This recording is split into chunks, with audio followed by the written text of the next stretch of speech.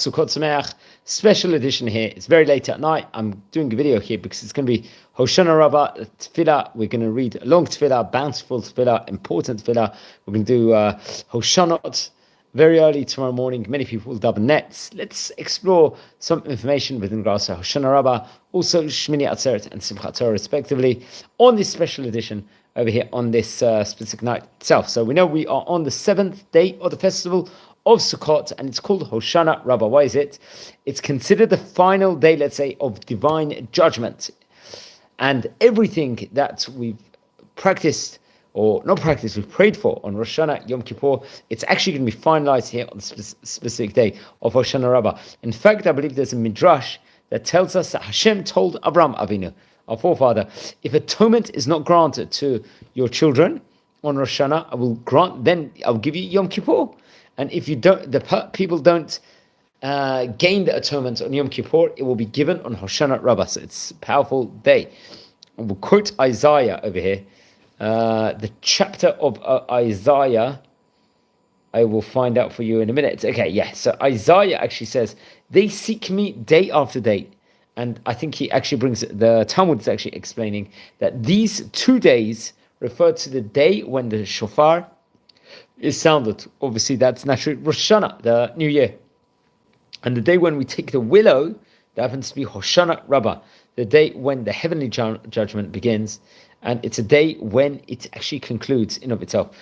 On Sukkot, we are also judged regarding on how much rain will fall in the upcoming year. So obviously, Hoshana Rabbah, the final day of Sukkot, is a judgment, is actually finalized. And it considers, like, let's say, how much our well-being and economy depend on the importance of a nice, showerful rain throughout the year. And it's also a day of a willow. This happens to be. Why is this? Hoshana Rabbah is the day of taking of the willow over here, and with obviously, as in addition to taking the 4 species that's taken every day of Sukkot, naturally that is the lulav, etrog, hadisim, and aravot. Obviously, it dates back to the time taking this additional willow, let's just say aravot, on the 7th day of Sukkot. It commemorates a willow ceremony in the Bet HaMikdash, where large 18-foot willow branches were set around the altar every day on Sukkot. Every day of Sukkot, the altar was circled once to the sound of supplications, praying. For design assistance on Hoshana Rabbah, and the altar was circled 7 times. So obviously, naturally, during the course of Hoshana Rabbah morning, modern day, the tefillot inside Orthodox synagogues, all the Torah scrolls are taken out of the ark and are held by people standing around the bimah. The congregation then makes 7 circuits around the bimah, let's say, instead of the 1 circuit done the other days of Sukkot, and they recite the Hoshana prayers in of itself with 4, obviously the 4 species in the hand, lulav, etrog, hadisim, and aravot. At the conclusion of the Hoshana tefillot, obviously we will take a 5 willow, let's just say in of itself, branches of this 5 aravot, and with it we will strike the ground 5 times, and this will symbolize the tempering of the 5 measures of harshness. It's customary, reported over, for all men, women, and even small children to perform this ritual. One should not use the aravot, the willow bundle already used by another. A bundle should be purchased for every family member, ideally.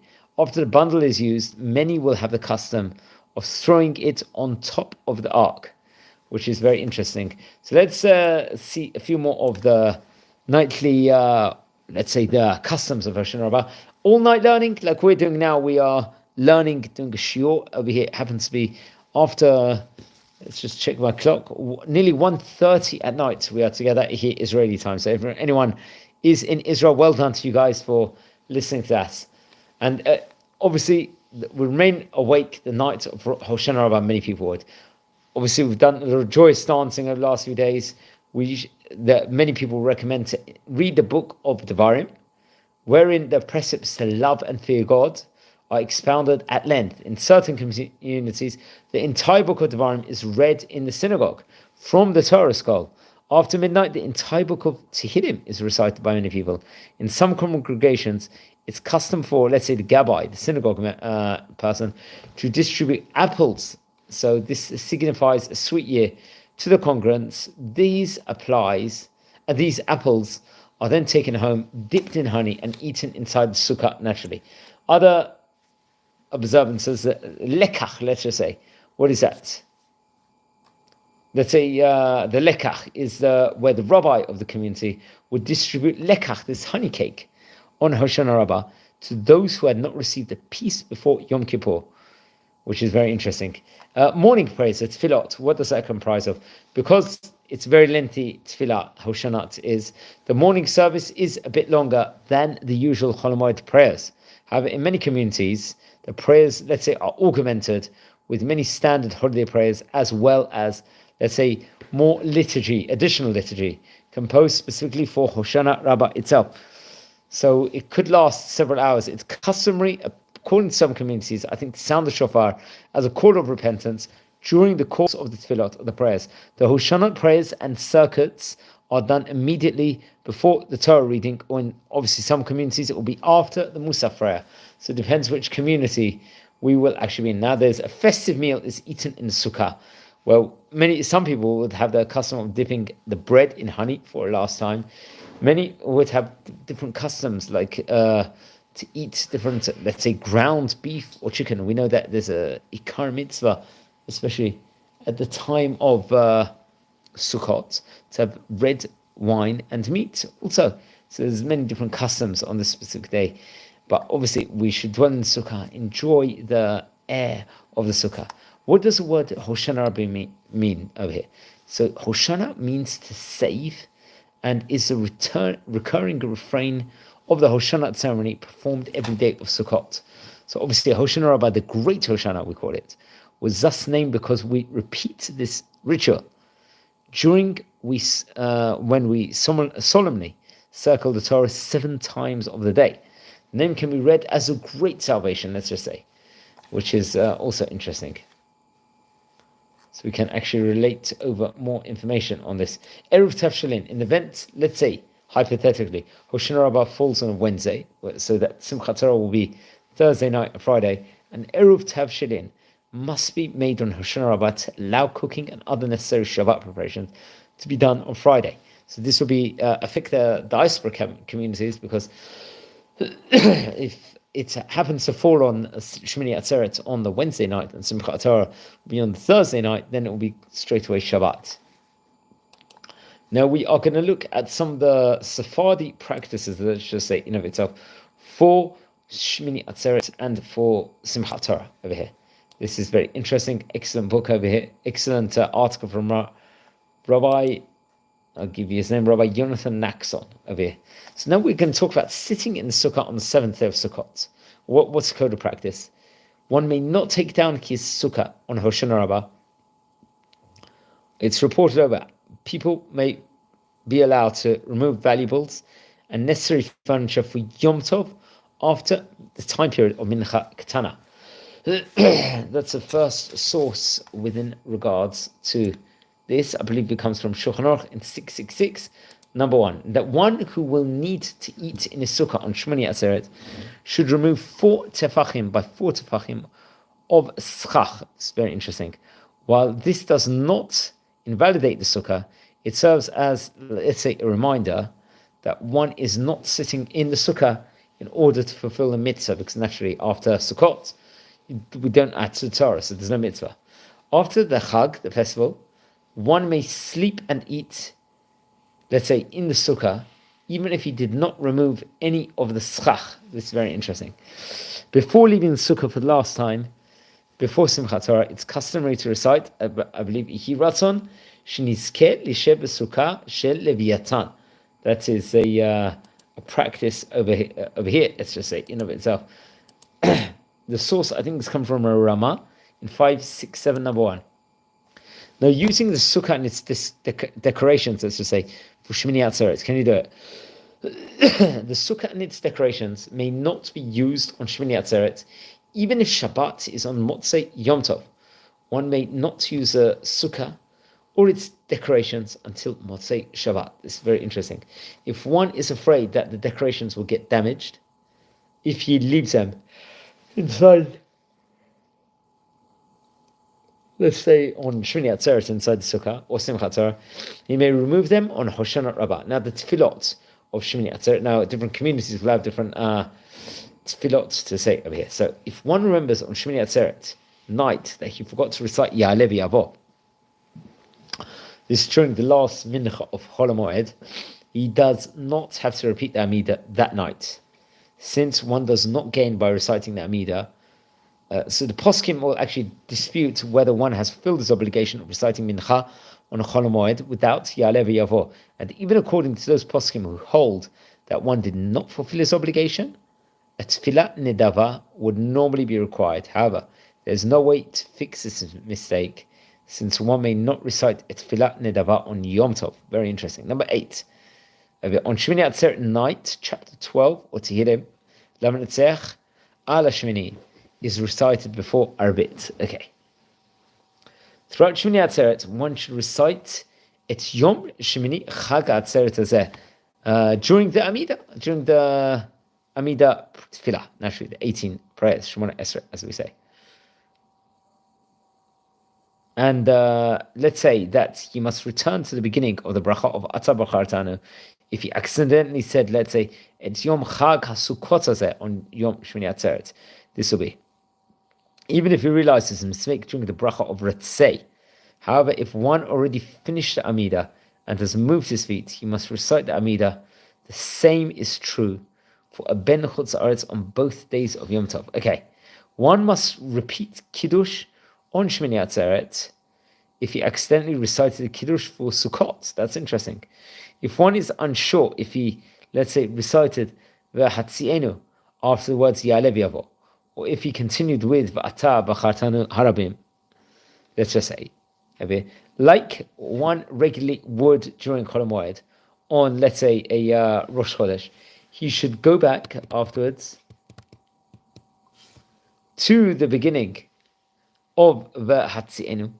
If one has already finished the Shemona Esrei, he must then recite it again. That is what is reported over here. Friends, number 12. Even those who regularly stand during the Kaddish before Baruch Hu on Friday night do not have to stand during the Kaddish on the night of Shemini Atzeret. Okay, now Kiddush for Shemini Atzeret, what's the code of practice? One should not recite Kiddush for Shemini Atzeret until Se'et HaKochavim. During the Kiddush, Shechianu is recited because Shemini Atzeret is considered, let's just say, in of its own holiday, separate from Sukkot. So, hence that's the reason why. Let's say someone from Chutz Haaretz, from outside of the land of Israel, comes to the land of Israel for Shemini Atzeret, and he'll feel lonely and uncomfortable sitting in the sukkah by himself, while obviously his host, who is someone living in Israel, sits inside the house and is comfortable over here. Or let's say, even if it will be an inconvenience for one's host to come outside to the sukkah to bring the guest food, then even a Ben Chutz Haaretz, someone that's from Chutz Haaretz, may eat indoors along with his host on Shemini Atzeret. Okay, let's say someone from the land of Israel is in Chutz Haaretz during Shemini Atzeret.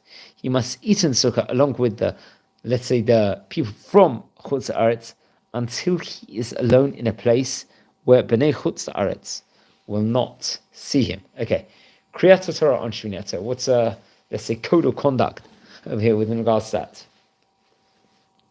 Ashkenazi custom is to read the Torah both on the night of Simchat Torah as well as during the day. However, the custom for Sephardim is only to read the Torah during the day. Therefore, a Sephardi should not receive an aliyah at night if he is praying with Ashkenazic minyan.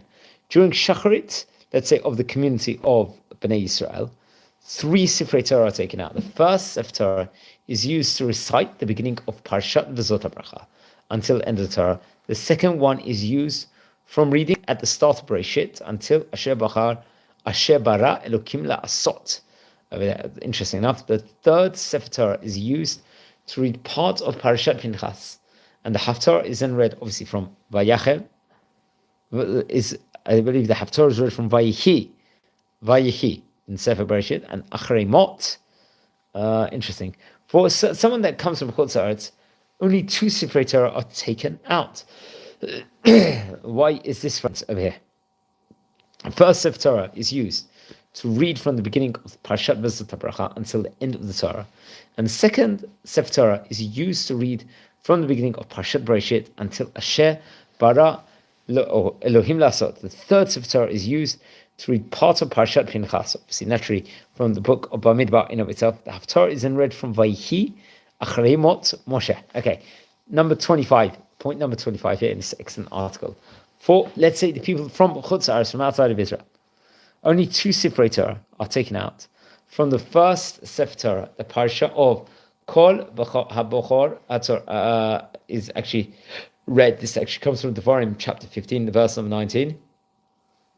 And there's only got 5 aliyot respectively, not 7 like on Shabbat, plus the maftir. If the first day of Yom Tov is on Shabbat, 7 aliyot will be called up to the Torah, and the Parsha begins with Aser Te Aset. Very interesting. On Simchat Torah, many, let's say, aliyot are generally distributed. Therefore, it's customary to repeat the aliyah of Ule Asher Amar, so that everyone may receive an aliyah. That's the idea of it. Okay. If there are many people in the congregation, many Sifrei Torah may be taken out and read from in different spots, let's just say. The synagogue, so that, okay. In the synagogues, so that everyone may recite an aliyah more quickly, one should make sure that there are, let's say, at least 10 people at each Torah reading. That's very, very critical. We need a minyan. It's customary in many communities to give an aliyah to all of the children together while spreading a talit over one of the children recites a bracha, one of them will, and reads from the Torah on behalf, let's say, of all of them. After the aliyah, the rabbi, I believe, or chazan of the community, blesses the children with a pasuk of HaMalach HaGoel Utim Kara Yivarech Tanarim. Very interesting. Okay. On Simchat Torah, many aliyot are generally attributed. Therefore, it's customary to repeat the aliyah of Ule Asher Amar, so that everyone may receive an aliyah. Okay, 27. If there are many people in the congregation, many Sifrei Torah may be taken out and read from in different spots in the synagogue, so that everyone may receive an aliyah more quickly, so it won't be a burden on the community. However, one should make sure that there are at least 10 people at each Torah reading. It's very important. Okay, now it's customary in many communities to give an aliyah to all of the children together while spreading a talit over them in one go. Or chazan of the community, let's just say, blesses the children with the pasuk HaMalach HaGoel Utim Kara Yivarech et Na'arim V'Yikre B'Hem Shemi. Okay, that's very interesting. On Simchat Torah, it's allowed to separate a talit over the house of the chickens who get, let's say, an aliyah of the chatan. Very interesting.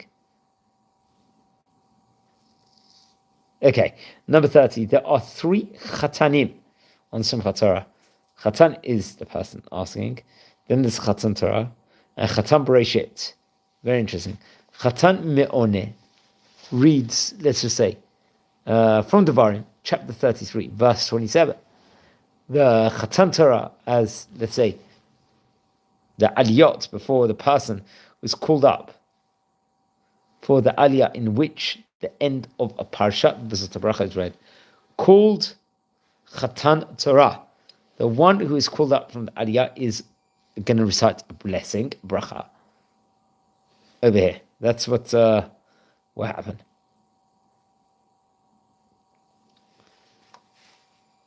So, as we stated before, just to clarify, there are 3 chatanim.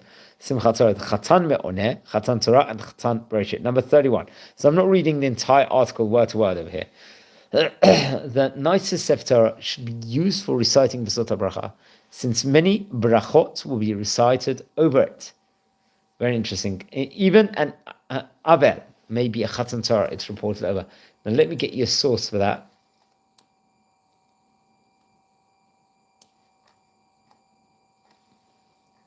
So I just haven't got the source on hand over here, but I will look for it at a later date.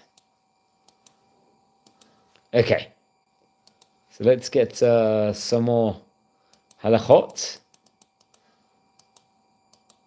before I call it a night soon, because I'm going to try and get up early tomorrow. I'll try my best.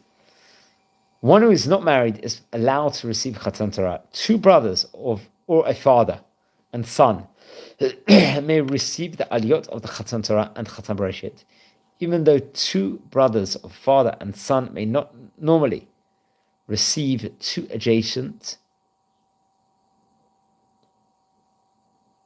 Okay, sorry. Just to get the place again over here. Okay, so two brothers or a father and the son may receive the aliyot of Chatan Torah and Chatan Bereshit, even though two brothers or a father and the son may not normally receive the two adjacent aliyot. Similarly, two Kohanim or two Levim may receive the aliyot of Chatan Torah and Chatan Bereshit.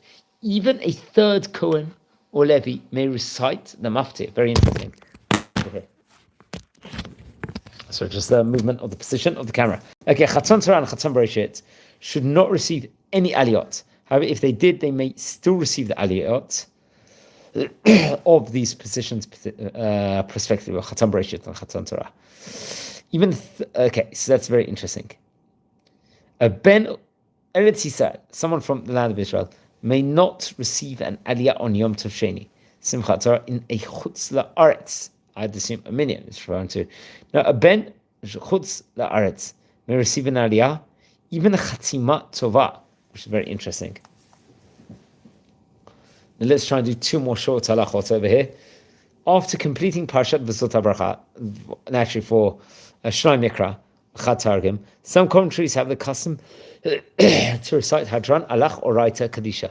Similarly, before starting Parshat Bereshit, some communities have the custom to recite the words of Basimatna Tova. However, these customs should be avoided. Why is this? So that one should not make an interruption between reading of the end and the reading of the beginning of the Torah.